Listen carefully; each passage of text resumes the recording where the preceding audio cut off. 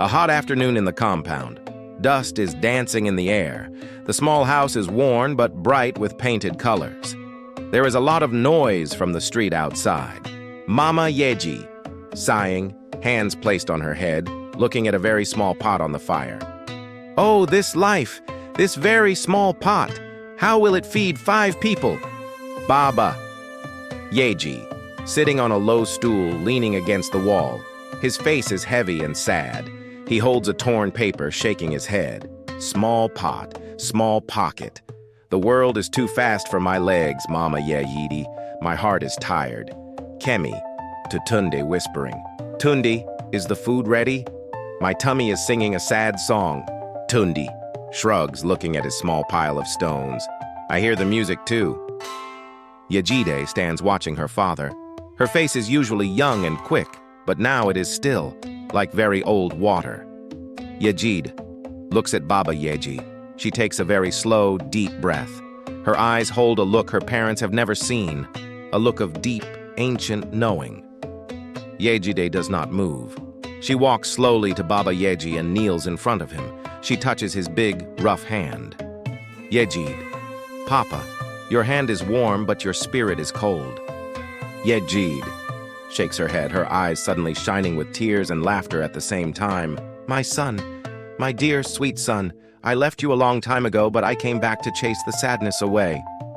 Mama Yejide drops the stirring spoon, screaming, hands flying to her mouth. Aya, madness! My daughter has taken the bad road. Later that evening, Yejide sits alone outside. She has tied her headscarf in an old-fashioned, complicated way that Mama Yejide used to laugh at. Yejide, muttering to herself, practicing the old ways. We must stop this crying business. Money likes bold steps. Baba Yejide, throwing the radio down. Useless? Everything is useless? Yejide, standing tall, looking at the broken radio and then at the broken man. Papa.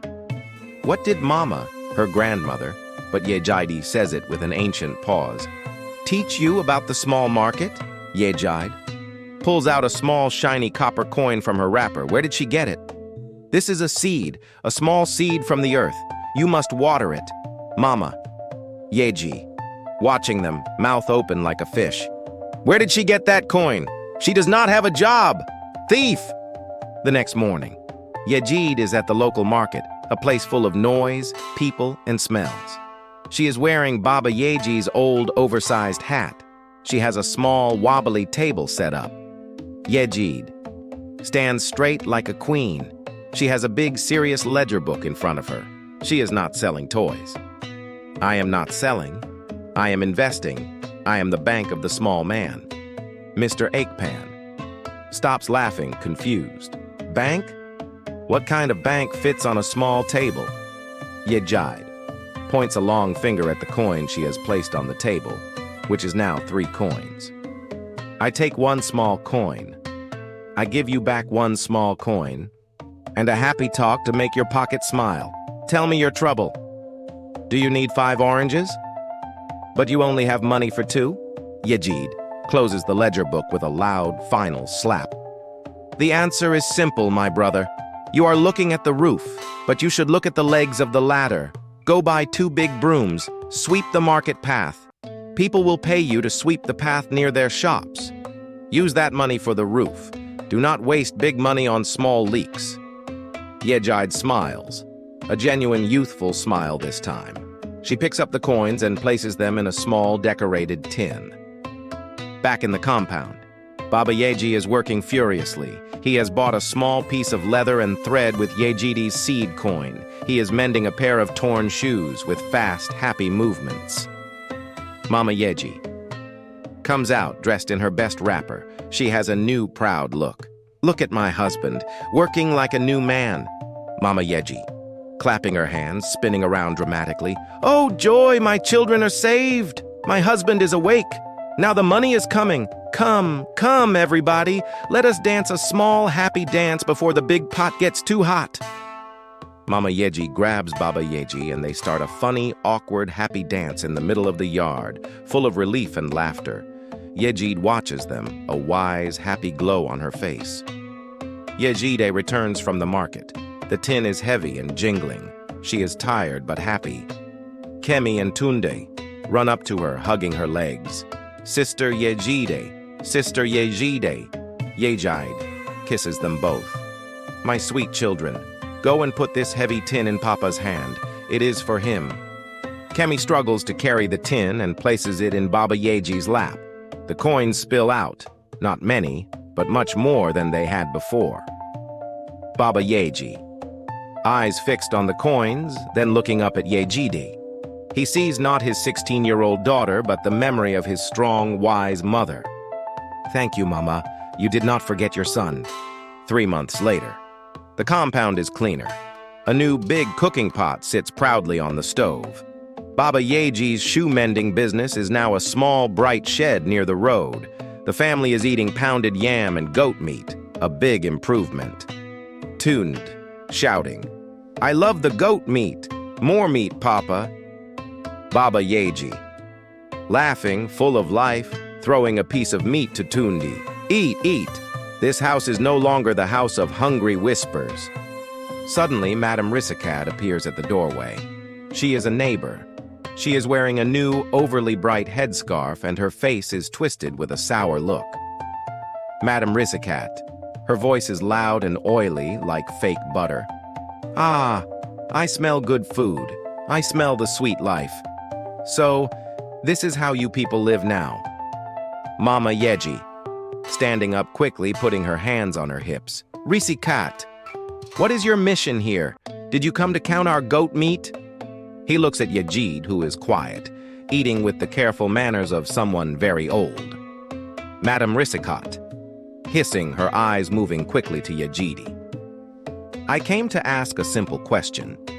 This small girl, Yejide, she used to be quiet like a wall. Now she talks like a professor. Where did this big wisdom come from? Is it from school? No! Yejide stands up. She puts a hand on Mama Yeji's shoulder. The touch is firm, stopping the fight instantly. Yejide's face is completely calm, completely ancient. Yejide, to Madame Rissacat, her voice slow and heavy. Madam, your heart is sour like old milk. Your pocket is empty, but your spirit is full of bad envy. Madame Rissacat, a choked, terrified whisper. How do you know? No one was there. Yejide moves closer, her eyes boring into Rissacat's. She whispers low, but everyone hears it. I know your secret, madam. Last week you told your husband that his new shirt was torn by the clothesline, but you used the razor yourself because you wanted a new one. Did the wind tell me this? No.